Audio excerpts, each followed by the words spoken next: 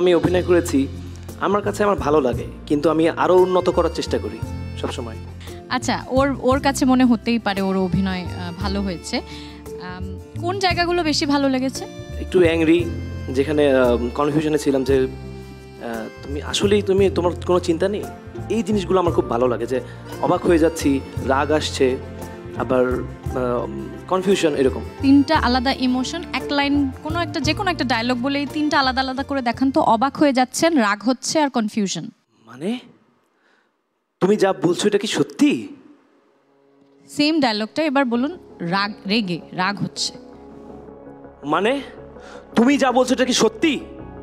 আর আরেকটা কি? কনফিউশন। হ্যাঁ, কনফিউশনটা একটু দেখান। মানে তুমি যা বলছো সেটা কি সত্যি? আমার একটা অবজারভেশন হচ্ছে যে তিনটা অভিব্যক্তিতেই আপনার মেইন যেটা চেঞ্জ হয়েছে সেটা হচ্ছে আপনার কপাল কুঁচকে গেছে, ভুরু কুঁচকে গেছে, কপাল কুঁচকে গেছে। এই তিনটাতে এটাই মেইন পরিবর্তন আমি দেখেছি। এবং এই যে পারফরমেন্সটা যেটা আমরা দেখলাম, সেখানেও পুরোটা সময় আপনি কপাল কুঁচকে ছিলেন, কিন্তু এখন কিন্তু আপনার কপাল সোজা আছে। আপনি যখন নর্মালি কথা বলছেন তখন কপালটা সোজা আছে, কিন্তু যখন ডায়লগ দিচ্ছেন তখনই ভুরু কুঁচকে যাচ্ছে। তো এটা আমি জানি না এটার কারণ কি, তবে এটা একটা জিনিস আমি অবজার্ভ করেছি। আর আপনারা আরেকজন চরিত্রকে নিয়ে কথা বলছিলেন, সেই চরিত্রটার নাম কি? ওয়াসিম। চরিত্রটার নাম ওয়াসিম, কিন্তু আপনি বারবার ওয়াসিম বলছিলেন। দন্ত স দেখেছি তো ওর জন্য। স্টিভ, ইমোশনটা একদমই নেই, ইমোশনাল অ্যাটাচমেন্ট চোখ মুখে আসে না। ভেতরে চোখটা আমি তো রিড করতেই পারি না, চোখে মুখে কোনো ইমোশন আছে। এই যে ভ্রু কোচকানোটা এত বেশি প্রমিনেন্ট, বাকি আর কিছুই পাওয়া যায় না।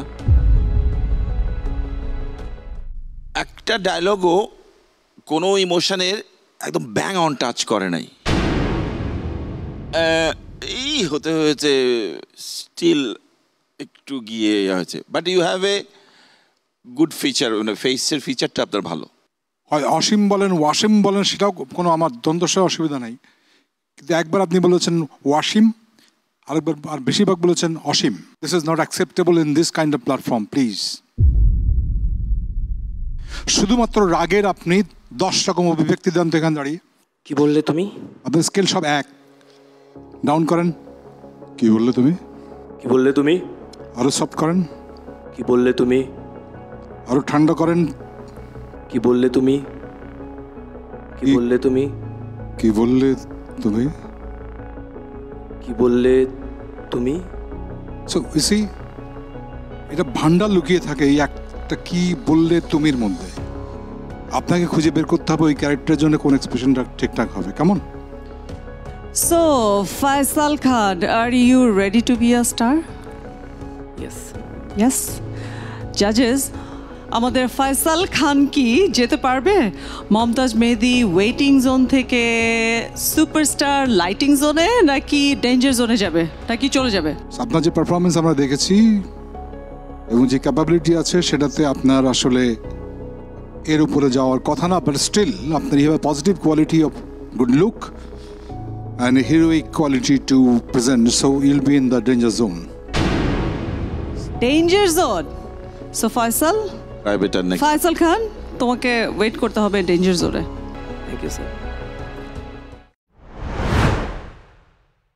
আমাদের এই পর্বের কন্টেস্টেন্টদের মধ্যে আজকে আমরা পেয়ে গেছি ইভা নন স্টিকি হেয়ার অয়েলের সৌজন্যে beautiful hair of the day.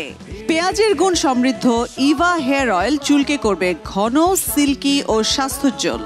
Eva hair অয়েলের পক্ষ থেকে গিফট হ্যাম্পার পাচ্ছে beautiful hair of the day Sanjida. মুখোমুখি স্বপ্ন দেখা।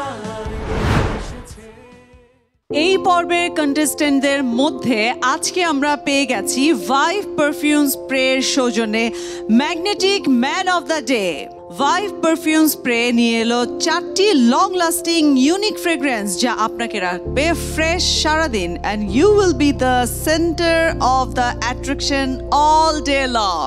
ভাইভ পারফিউম স্প্রের পক্ষ থেকে গিফট হ্যাম্পার পাচ্ছে magnetic man of the day Labon. স্বপ্ন দেখার দিন এসেছে, স্বপ্ন দেখার বার